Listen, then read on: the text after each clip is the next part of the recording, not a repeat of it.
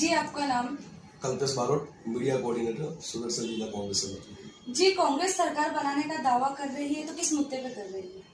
कांग्रेस सरकार बनाने की बात करे છે જે કોંગ્રેસે મુખ્ય જે 5 ગેરંટી છે મહિલાઓને ન્યાય, યુવાનોને ન્યાય, કિસાનોને ન્યાય, એવી ઘણી બધી યોજનાઓ છે કે જેને કારણે સરકાર બનાવવાનો દાવો કોંગ્રેસ કરી રહી છે અને મૂળ કારણ કે જે પ્રજાનો જે મતદારોનો જે અમને આવકાર મળી રહ્યો છે ચૂંટણી પ્રચાર દરમિયાન એના પર જો સ્પષ્ટ એવું માનવું છે કે દેશમાં કોંગ્રેસ સરકાર બનશે।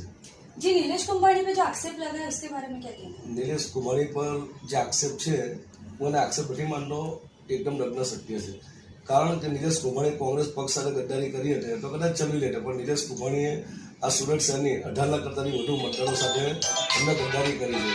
એટલે અને યુવા મતદારોનો હત્યારો કહી શકાય, મતદાનનો હત્યારો કહી શકાય કે જે યુવાનો પહેલી વાર મત આપવાના હતા એ લોકોનો મતાધિકાર છેડવાનું કામ નિલેશ કુમારીએ કર્યું છે।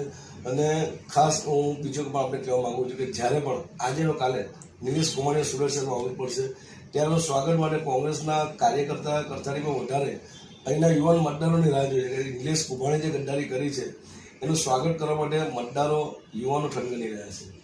जनता ने क्या मैसेज दिया?